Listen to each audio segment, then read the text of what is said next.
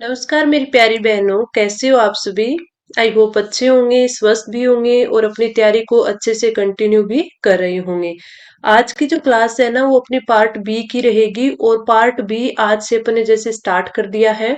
और अगर इसमें अपन ने देखे तो पहला जो टॉपिक अपन ने रखा है वो आप ये फोटो देखते ही समझ गए होगे कि ये कौन सा रखा है, अपन ने कुपोषण का रखा है। ठीक है, तो इसमें आपके जितने भी टॉपिक है ना उसको वन बाय वन करेंगे अपन, और ये पीडीएफ मैं आपको टेलीग्राम चैनल पे प्रोवाइड करवाऊंगी। इसमें आपको एक चीज देखनी है, वो क्या, मैं इसको पूरी, ये नहीं है कि लाइन बाय लाइन आपको बताऊंगी पढ़ाऊंगी, नहीं, मैं इसमें जो इंपॉर्टेंट चीजें है ना उस पे आपको टिक करवा दूंगी, चीजें समझा दूंगी। ठीक है, क्योंकि आप सीधा इसको पढ़ोगे तो थोड़ी हो सकता है कि कुछ बच्चों को ये समझ में नहीं आए। अपन पार्ट भी किस प्रकार करेंगे, आपको ऑथेंटिक यूनिवर्सिटी, ऑथेंटिक एनसीईआरटी की पीडीएफ, ठीक है, वो तो इनकी पीडीएफ आपको प्रोवाइड करवाऊंगी और उन पीडीएफ से है मैं आपको पार्ट बी पूरा कंप्लीट करवा दूंगी। ठीक है, तो उनमें मैं आपको क्या करवाऊंगी, पूरी अच्छे से समझा दूंगी पीडीएफ को, और ये जो पीडीएफ है ना वो अपने टेलीग्राम चैनल पे प्रोवाइड करवा दूंगी।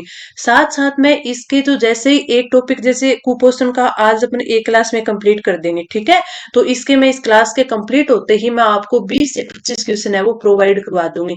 अपन देखेंगे कि कुपोषण है वो क्या होता है, ठीक है, बच्चों में कब होता है, ये भी अपन देखेंगे। अपन ये भी देखेंगे कि कुपोषण कितने प्रकार का होता है, कुपोषण के अपन कैसे, अपन को पता चलेगा कि हाँ ये बच्चा है वो कुपोषित है, अल्पोषित है, ठीक है, या ज्यादा ही गंभीर है। अपन ये भी देखेंगे कि कुपोषण है क्या वो जन्म के बाद होता है, जन्म से पहले भी हो सकता है क्या, सारी चीजें अपन अच्छे से देखेंगे। और आगे इसमें काफी इंपॉर्टेंट चीजें हैं जो मैं आपको टिक करवाऊंगी और बताऊंगी कि इन चीज को तो आपको अच्छे से कवर करना ही करना है।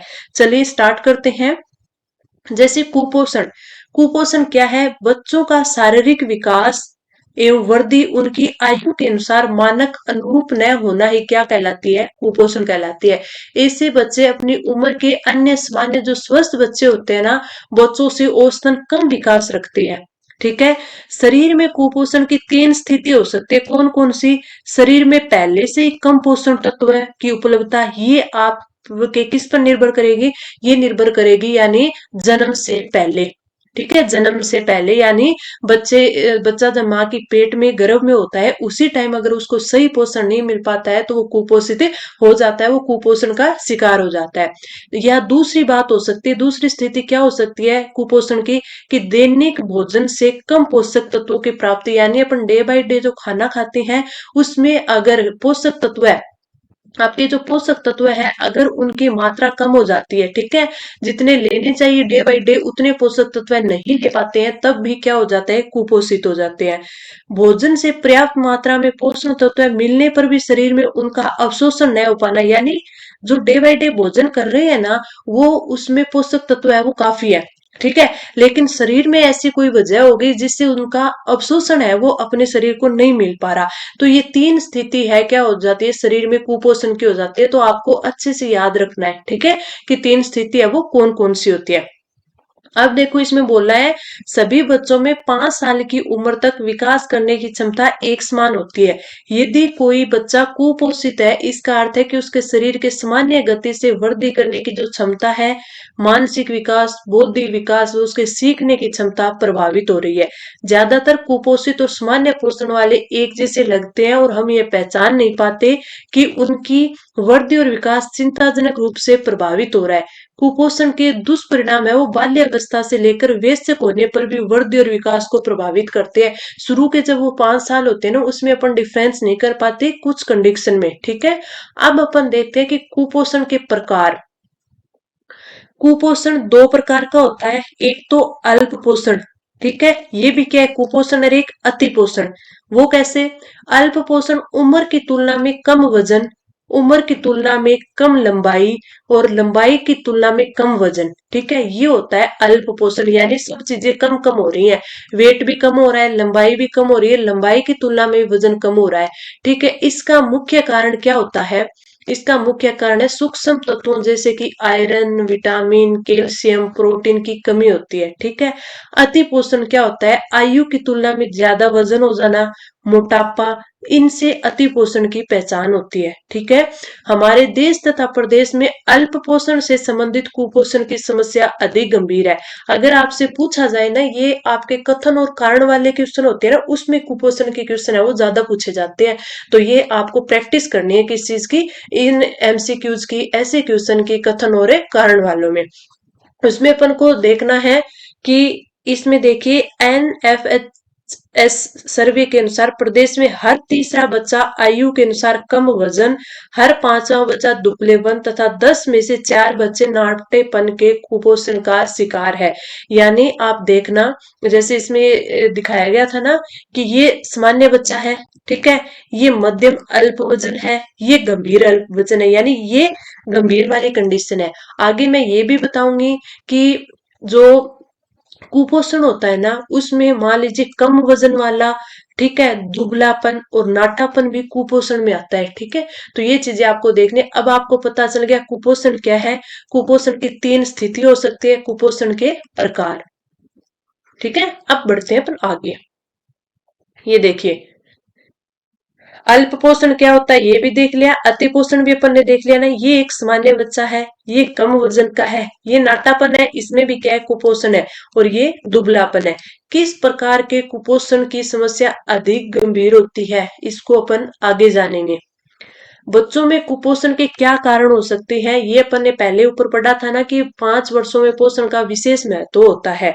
अगर इसका प्रभाव बच्चे के संपूर्ण जीवन के विकास और प्रगति पर पड़ता है, यदि बच्चों को लंबे समय तक पर्याप्त मात्रा में भोजन न मिले, फिर भोजन में आवश्यक पोषक तत्वों की कमी हो जाए, बच्चों में बार बार सामान्य बीमारी जैसे दस्त, निमोनिया, ये सब होते रहते हैं, कुपोषण का जो जोखिम है ना वो बढ़ जाता है। लंबे समय तक रहने पर इनका जो प्रभाव होता है वो शरीर की वृद्धि पर, बौद्धिक विकास पर और स्वास्थ्य पर पड़ता है। ठीक है, इसके साथ साथ अगर वो दूषित वातावरण में रहता है, लंबे समय तक रहने पर पीने का साफ पानी उपलब्ध ना हो, तो ये सब क्या है, कुपोषण है।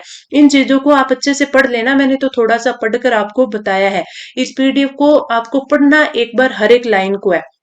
जब आप पढ़ोगे ना, अब मैं ये क्लास लेकर आपको क्यों बता रही हूँ, ये आप खुद भी पढ़ सकते थे, ठीक है, लेकिन मैं इस ये अपने आधे घंटे या आपके 40 मिनट की क्लास हो सकती है, इसमें मैं आपको क्या बता दूंगी कि किस प्रकार आपको इस चीज को पढ़ना है। ठीक है, जो इंपॉर्टेंट लगे उसको आप क्या करोगे, हाईलाइट कर दोगे। ठीक है, तो उससे आप ये फिर पीडीएफ है वो बाद में एक बार जब इसका रिवीजन करोगे ना, तब अच्छे से पढ़ लेना। अब बच्चों में कुपोषण के क्या कारण हो सकते हैं। भोजन की कमी से बच्चा कुपोषित हो सकता है, वो अगर लंबे समय तक बीमार रहता है, अगर वो दूषित वातावरण में रहता है, या फिर वो दूषित जल का ग्रहण करता है ना, जल को पीता है, उसका यूज करता है, तो बच्चों में कुपोषण हो जाता है। अगर अंतर्निहित कारण देखें तो ये भी आ जाते हैं, जैसे गरीबी में बच्चे को जो पूरे जो पोषक तत्व मिलने होते हैं वो नहीं मिल पाते, यानी टाइम पे खाना नहीं मिल पाता, भरपेट खाना नहीं मिलता, पोषक तत्व वाला खाना नहीं मिलता, या फिर समाज में महिलाओं की कमजोर स्थिति होती है, इस वजह से उनके गर्भ में ही उनको पोषक तत्व नहीं मिल पाते। सामाजिक मान्यताओं की वजह से ही है, बच्चों में क्या हो जाता है, उनको ढंग से पोषण नहीं मिल पाता। अशिक्षा, जागरूकता में कमी, तो ये आपके अंतर्निहित कारण है, तो इनको भी आपको ध्यान रखना है, अंतर्निहित कारण कौन से होते हैं, और ये आपके सीधे से आपको कारण देखने को मिल जाते हैं। आगे अपन देखें, बच्चों में कुपोषण के लक्षण, ये भी आप देख लेना। जैसे कुपोषण के शुरुआती चरण में क्या दिखेगा कि बच्चे को मैंने शुरू में बताया था ना कि 5 साल तक सभी बच्चों की है वो एक जैसी ग्रोथ होती है। ठीक है, तो उसमें टाइम पे पता हो सकता है कि ना लगे, लेकिन अगर कोई कुपोषण वो गंभीर रूप है ना उसका, कि वो बहुत जल्दी कुपोषित होता है, तो उस टाइम क्या है कि बच्चों में कमजोरी आ जाती है, दुबलेपन के लक्षण दिखाई देते हैं, शरीर की जो वृद्धि है वो रुक जाती है। ठीक है, उसकी मांसपेशियां ढीली हो जाएगी, या फिर उसकी पसलियां है वो दिखने लग जाती है। कुपोषित बच्चों का कार्य करने में मन नहीं लगता, उनमें शीघ्र थकान आ जाती है, और उनका चेहरा त्वचा पीली दिखती है, आंखों के नीचे काला घेरा बन जाता है। आंगनवाड़ी केंद्रों पर आंगनवाड़ी कार्यकर्त्री द्वारा वजन व लंबाई ऊंचाई का माप लेकर कुपोषण के प्रकार का निर्धारण है वो किया जाता है। ठीक है, तो ये लक्षण होते हैं। अब अपन देखो, ये लक्षण आ गए ना। शरीर का वजन है वो कम होना तथा कमजोरी आना, ये देखो ये बच्चा पूरा का पूरा कुपोषित दिख रहा है। शरीर की वृद्धि रुक जाना, मांसपेशियां ढीली पड़ जाना, कार्य करने पर शीघ्र थकान आ जाना, काम करने में मन नहीं लगना, चिड़चिड़ापन, घबराहट होना, धसी हुई आंखें, काला वृत्त बनना, झुर्रियां युक्त पीले रंग की त्वचा हो जाना, तो ये सारे क्या है आपके कुपोषण के आपके लक्षण है। ठीक है, तो आप इनको अच्छे से देख लोगे। आगे बढ़ते हैं, बच्चों में कुपोषण के प्रभाव क्या है। तो इसमें अगर ये आप देख लेना कि कुपोषित बच्चों की रोग प्रतिरोधक क्षमता है वो कम हो जाने के कारण शरीर के संक्रमण से बचाव की क्षमता कम हो जाती है और बच्चे बार बार बीमार पड़ते हैं, क्योंकि जो उनकी प्रतिरोधक क्षमता हो जाती है ना वो कम हो जाती है। पीछे आपको पता होगा जब कोरोना आया था तो उसमें क्या था, ये सारे ये बोल रहे थे कि जिनके अंदर रोग प्रतिरोधक क्षमता कम है ना उनको वो ज्यादा क्या कर रहा था, प्रभावित कर रहा था। ठीक है, कुपोषण से बच्चों में शारीरिक और बौद्धिक विकास में कमी आ जाती है, तो ये इसको प्रभाव ही है इनके कि बच्चों पर किस प्रकार प्रभाव दिखते हैं। और जो बाल कुपोषण के वयस्क जीवन पर प्रभाव दिखते हैं। ठीक है, और बच्चों में कुपोषण के प्रभाव देखे, बच्चे बार बार बीमार पड़ने लग जाते हैं क्योंकि उनकी रोग प्रतिरोधक क्षमता है वो क्या हो जाती है, कम हो जाती है। शारीरिक और बौद्धिक विकास में कमी आ जाती है, कुपोषित बच्चे पढ़ाई में पिछड़ जाते हैं, वयस्क होने पर कार्य क्षमता और कमाने की क्षमता पर प्रभाव पड़ता है। तो जरूरी है, अगर उनकी बाल्यावस्था में वो कुपोषित हुए तो उनके वयस्क जो उनकी व्यवस्था आएगी उस पर वो क्या प्रभाव ज्यादा रहेगा। अब बच्चों में कुपोषण को किस तरह पहचाने, ये आप वृद्धि निगरानी चार्ट है ना उससे देख पाएंगे। बच्चों में कुपोषण की पहचान है वो 3 प्रकार के चार्ट उपयोग में लिए जाते हैं जिससे बच्चों में कुपोषण की पहचान किया जाए। एक तो आयु के सापेक्ष वजन का जो चार्ट होता है उससे, एक लंबाई के सापेक्ष वजन का चार्ट होता है उससे, और एक अगर अपन देखें तो वो कौन सा आ जाता है, लंबाई के सापेक्ष वजन का चार्ट उपयोग करके भी पता लगा सकते हैं, और आयु के सापेक्ष लंबाई ऊंचाई का चार्ट। ठीक है, तो सबसे पहले अगर अपन आयु के सापेक्ष वजन यानी जितनी उसकी आयु है उसके हिसाब से अगर उसका वजन कम है तो वो कैसे, बच्चे का वजन उम्र के अनुसार कम है या नहीं। डब्ल्यूएचओ की वजन मानकों की सारणी से हमें पता चलता है कि 9 माह की सामान्य लड़की का वजन है वो 6.5 से 10.5 किलोग्राम के बीच होना चाहिए। यदि उसका वजन 6.5 किलोग्राम यानी 6.5 किलो से कम है तो हम उसे कम वजन की श्रेणी में रखते हैं। लंबाई की माने 64 सेंटीमीटर की सामान्य लड़की का वजन है वो 5.7 से 8.3 किलोग्राम के बीच होना चाहिए। यदि उसका वजन 5.7 किलो से कम होता है तो उसको दुबलापन की श्रेणी में रखा जाएगा। वहीं अगर आयु के सापेक्ष लंबाई ऊंचाई का चार्ट देखें तो लंबाई और आयु का उपयोग करते हुए हम यह पहचान सकते हैं क्या उम्र के अनुसार लंबाई में बच्चा छोटा है या नहीं है। 9 माह के बच्चे की लंबाई 65.3 से 75 सेंटीमीटर के बीच होनी चाहिए, किंतु अगर बच्चे की लंबाई से कम है तो वो नाटापन में आ जाता है। मैंने ऊपर बताया था ना कि अगर वजन ज्यादा है तो वो अति पोषण आपका अति कुपोषण में आ जाएगा। ठीक है, अगर दुबलापन है तो भी वो बच्चा क्या है, कुपोषित है, अगर वो नाटापन है तो भी क्या है, कुपोषित है। तो ये अपन थोड़ा देख सकते हैं कि अगर कुपोषण की पहचान के 3 प्रकार के चार्ट पूछ ले तो अपन को याद रखना है आयु के सापेक्ष वजन का चार्ट, लंबाई के सापेक्ष वजन का चार्ट, आयु के सापेक्ष लंबाई ऊंचाई का चार्ट। आगे देखिए, बच्चों में कुपोषण को किस तरह पहचाने, अल्प वजन, आयु के सापेक्ष वजन, लंबाई के सापेक्ष दुबलापन आ जाएगा, और आयु के सापेक्ष लंबाई ऊंचाई यानी नाटापन आ जाएगा। तो ये तीनों अपन अच्छे से देख सकते हैं। आयु के सापेक्ष वजन चार्ट की बात करें तो इसमें 3 इंपॉर्टेंट आपके क्या आ जाते हैं, हरी पट्टी, पीली पट्टी और लाल पट्टी। ठीक है, हरी पट्टी में क्या होता है, इसमें सभी समान है और समस्त बच्चों का वजन वृद्धि चार्ट पर छपी दूसरी वक्र रेखा यानी हरी पट्टी से ऊपर होता है। पीली पट्टी की बात करें तो ये मध्यम कुपोषित बच्चे होते हैं। ठीक है, तो और लाल पट्टी की बात करें तो ये अति कुपोषित, ये इसमें क्या होता है, नारंगी पट्टी से नीचे होता है ये जो वक्र रेखा होती है। ठीक है, तो पीली पट्टी से है कि मध्यम कुपोषित और लाल पट्टी है वो अति कुपोषित हो जाते हैं। जैसे ये देखिए, 0 से 5 वर्ष तक के लड़के और लड़कियों का आयु सापेक्ष वजन चार्ट आंगनवाड़ी केंद्रों पर उपलब्ध होता है। तो ये भी अगर आपसे पूछ ले तो कहाँ होता है, आंगनवाड़ी केंद्रों में। जबकि 0 से 3 वर्ष की आयु के सापेक्ष वजन चार्ट है वो एमसीपी कार्ड पर उपलब्ध होता है। ये कार्ड आपको पता होगा कि जब ये सेंटर वाली महिलाएं हैं वो घर पर आती है छोटे बच्चे का वजन चेक करने, उस टाइम दिया जाता है कार्ड, ठीक है। तो हरी पट्टी सामान्य वजन दर्शाती है, पीली पट्टी मध्य कुपोषित है, और ये ठीक है, और अल्प पट्टी लाल पट्टी अति कुपोषित, ठीक है।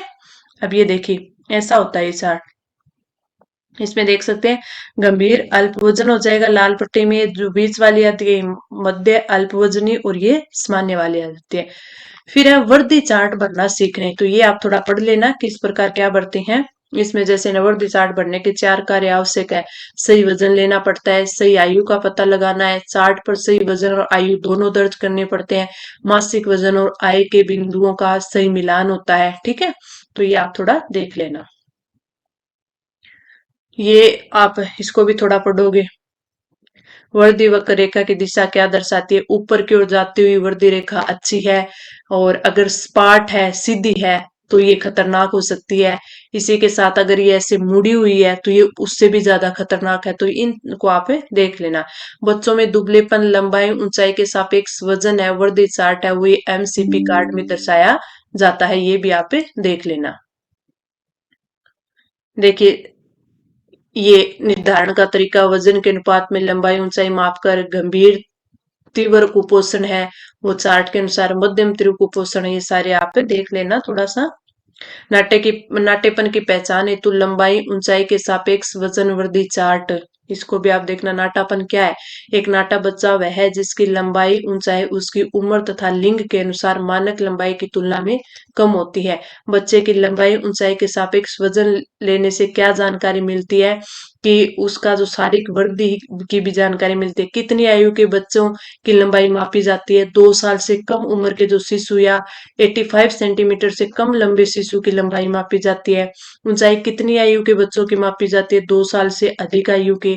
नाटेपन वाले शिशुओं की पहचान कैसे की जाती है, तो ये सारी चीज दी गई है, इन चीजों को आपको पढ़ना है। ये तो सिर्फ मैं भी पढ़ के आपको ऐसे समझाऊंगी और आप ऐसे सीधे पढ़ लोगे तो अच्छे से समझ जाओगे।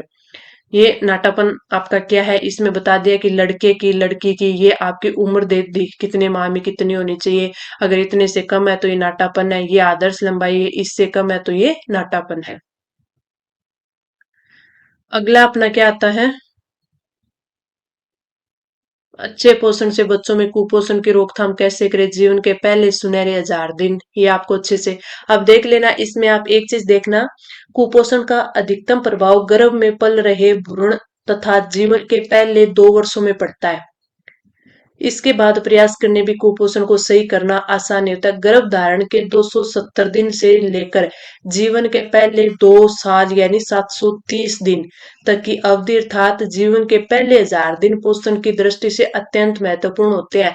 तो ये 1000 दिन का आपको देखना है कि 270 दिन गर्भ धारण वाले, ठीक है, और 730 दिन आपके पहले 2 साल वाले, तो ये दोनों 1000 दिन कौन कौन से होते हैं। इसलिए जीवन के पहले 1000 दिनों का पोषण के अवसर को सुनहरी खिड़की बोला जाता है, ये देख लेना इंपॉर्टेंट है। सुनहरी खिड़की किसको बोला जाता है, पहले 1000 दिनों को।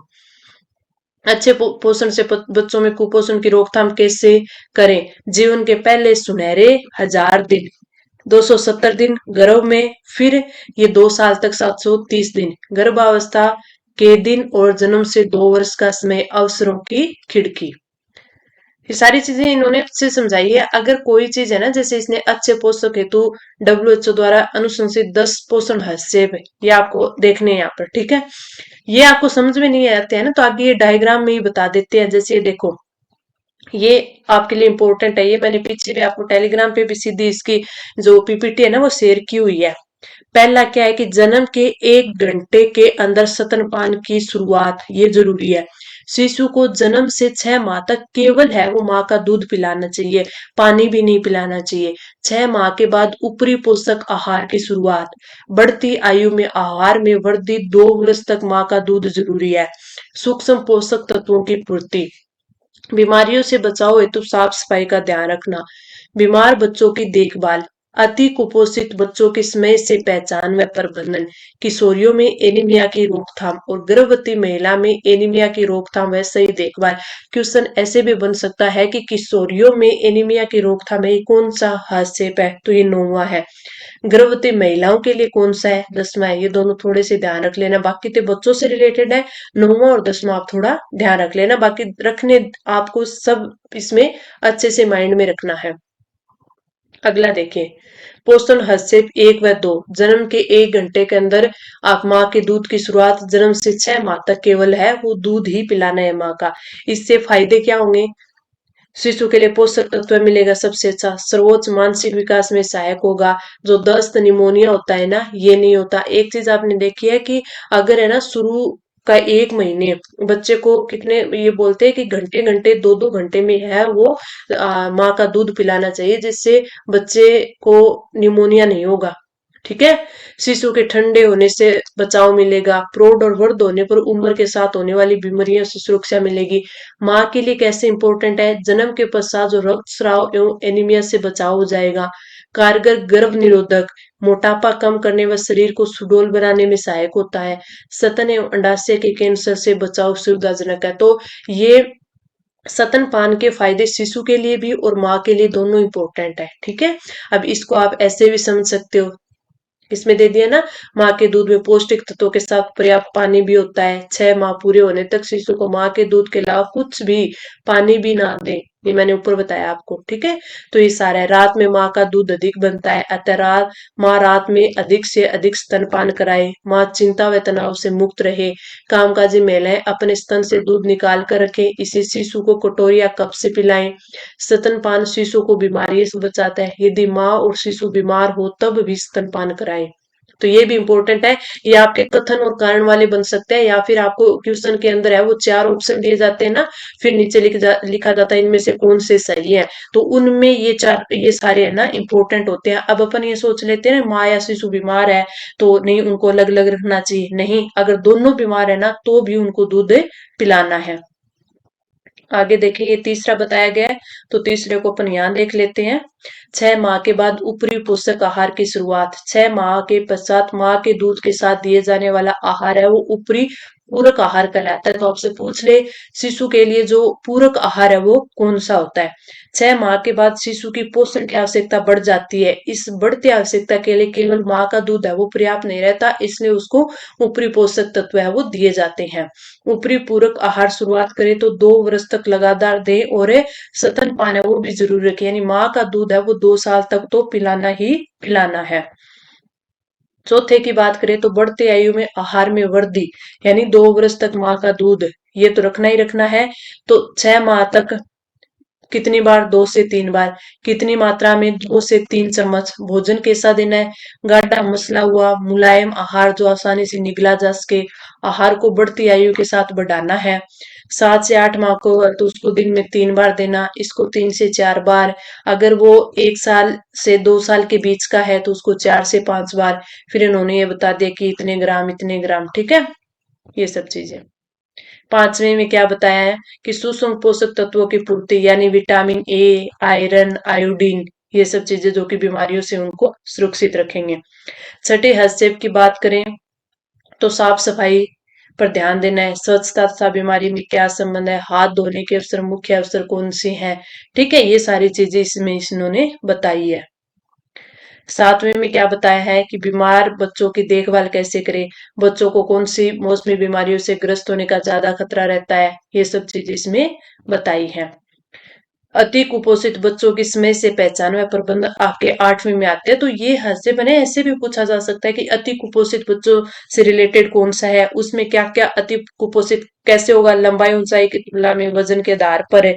ठीक है, इस चीज के निर्धारण पर गंभीर अल्प वजन, चिकित्सा जटिलता वाले सेम बच्चों का पोषण, पुनर्वास केंद्र पर संदर्भन, ये सारी चीजें। किशोरियों में एनीमिया की रोकथाम,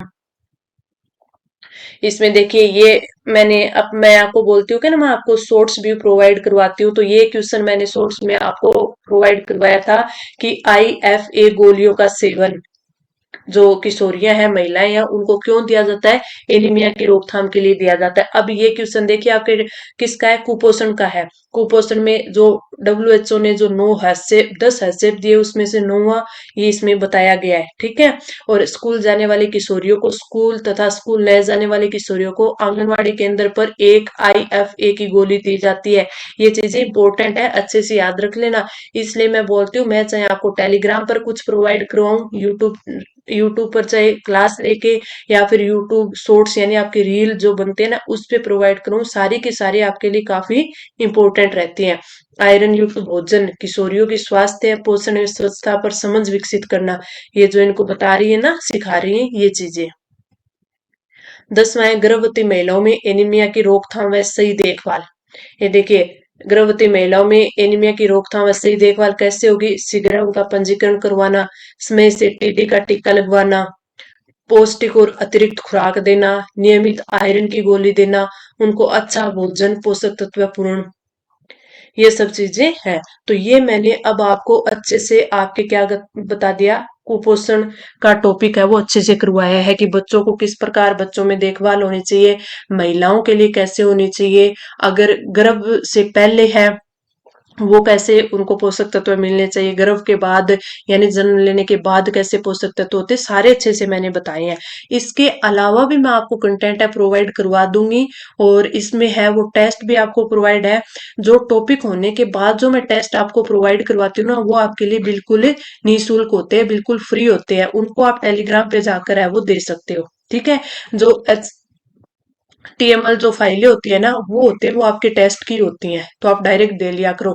हाँ, अगर आपको हमारी टेस्ट सीरीज परचेज करनी है ना, जो आपकी पार्ट बी की रहने वाली है, पार्ट बी प्लस में जो प्रबंधक के गुण है 20 नंबर, ये टोटल दोनों की 105 मार्क्स की आपको प्रोवाइड करवाई जाती है, वो आपकी पेड टेस्ट सीरीज है।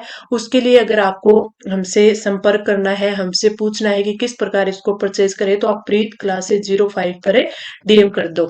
कोई भी आपको अगर और भी अदर क्वेरी रहती है तो वो भी आप हमसे सीधा बात कर सकते हैं। तो आपको क्लास कैसी लगी कमेंट करके जरूर बताना, अच्छी लगी तो लाइक करना, अपने दोस्तों के साथ शेयर करना। अब अपन मिलेंगे कल के जो आपका टॉपिक रहेगा उसमें, तब तक के लिए धन्यवाद।